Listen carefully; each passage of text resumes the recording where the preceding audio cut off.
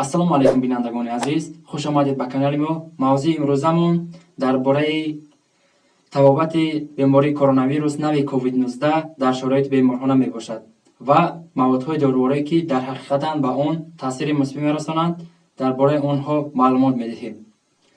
аз тарафи чандин давлатҳои ҷаҳон ки айни ҳол бар зидди коронавирус мубориза бурда истодааст, то имрӯз се нави доруборӣ дар ҳақиқат ба бемории коронавирус нави COVID-19 таъсири мусбӣ мерасонанд. якум нави маводи дорагӣ ин гидроксихлорофил мебошад. ҳангоми ба организм ворид гаштани коронавирус, он аз тарафи сафедаҳои коронавӣ, яъне сафедаҳои тоҷдор ба худ пайваст шуда ва баъдан ба дохили ҳуҷайра фуро бурда мешавад. ва ин маводи дорагӣ он сафедаҳое ки мавҷуд ҳастанд, ресепторҳое ки мавҷуд ҳастанд барои пайваст шудан ба ин нави вирус, онҳоро аз мембранаи ҳуҷайра қулф мекунанд, яъне намегузоранд ки ба коронавирус пайваст шавад. ҳангоме ки ин сафедаҳои тоҷдор дар мембранаи ҳуҷайра қулф мешавад, яъне пайваст шуда наметавонад, миқдори воридшавии зиёди коронавирус ба ҳуҷайра қатъ мегардад ва ба ҳамин роҳ бемориро хеле сабук ва дар табобати он хеле ёрии калон мерасонанд. ин маводи дорагӣ. маводи дуюми доруворӣ ин азитромитсин аз гурӯҳи антибиотикҳо мебошад. он бар зидди коронавирус чӣ таъсир мерасонад? ҳангоми ба организм ворид гаштани коронавирус, қобилияти организм хеле суст мешавад ва метавонад дар организм гутаришни инфексия ба амал ояд, яъне бактерияҳо пайдо шавад ва дар ҳамон вақт бар зидди бактерияҳо истифода бурда мешавад азитромитсин. ҳардуи ин нави дорувориро бе назначенияи духтур шумо бояд истифода накунед. яке аз онҳо, гидроксихлорофил, ба организм таъсири ногувор низ мерасонад ва ба аритмияи дил оварда расонидан эҳтимолияти калон дорад, яъне дилзании номураттаб оварда мерасонанд ва дидани бемор аз ритми номусоиди дил метавонад инкишоф ёбад. азитромитсин бошад ба иммунитети одам таъсир мерасонад ва иммунитети онро хеле ва хеле метавонад паст кунад.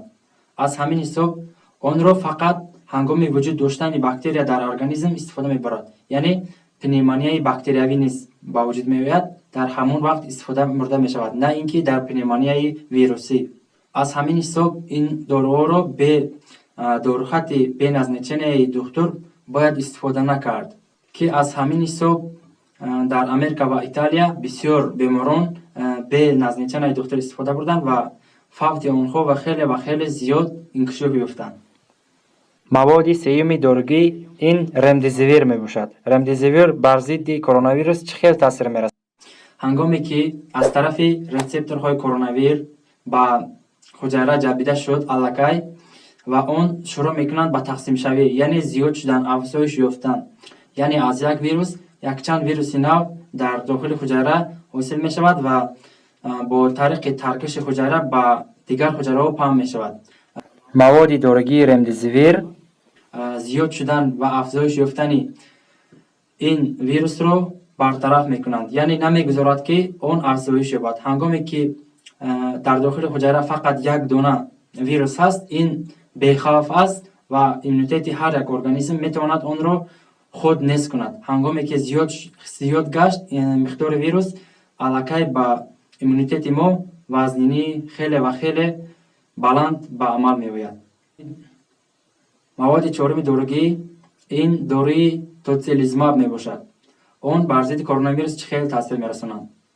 ҳангоме ки ҳамаи равандҳо аллакай гузаштанд, яъне вирус ба ҳуҷайра ворид гашт ва миқдори он афзоиш ёфт ва дар натиҷа иммунитети мо бар зидди он мубориза мебарад ва дар он ҷо медиаторҳо ба амал меояд ба монанди ситокин, яъне илтиҳоб ба вуҷуд меояд ва он илтиҳоб метавонад ба тамоми организм паҳн шавад, ки онро дар медисина бо номи тӯфони ситокинӣ меноманд.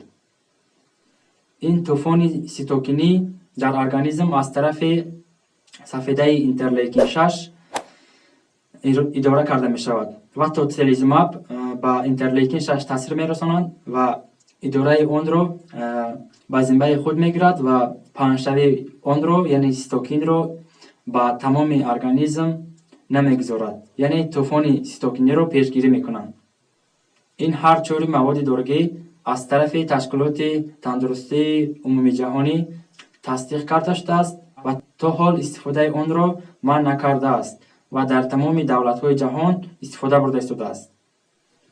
و در آخر اویدی دو مواد دارویی که استفاده آن در بین خلق تا حال دوام دارد گفتنی دارم. یعنی اویدی موادهای دارویی که بر ضد ویروس اسپید استفاده برده می شود، استفاده آنها را الکی تشکیلات عمومی جهانی تندرستی منع کرده هستند.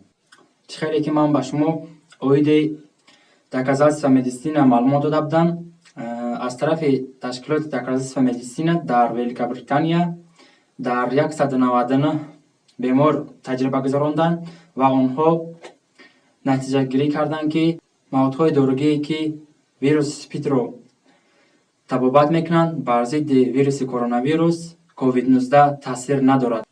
ин ҳарду маводи дорогӣ лапинавир ва ретинавир мебошад. و از شما خواهش می‌نمایم که اگر شما استفاده این هر دو مواد را تا حال دوام داده ایستاده باشید، در خود حاضر استفاده آن را منع کنید.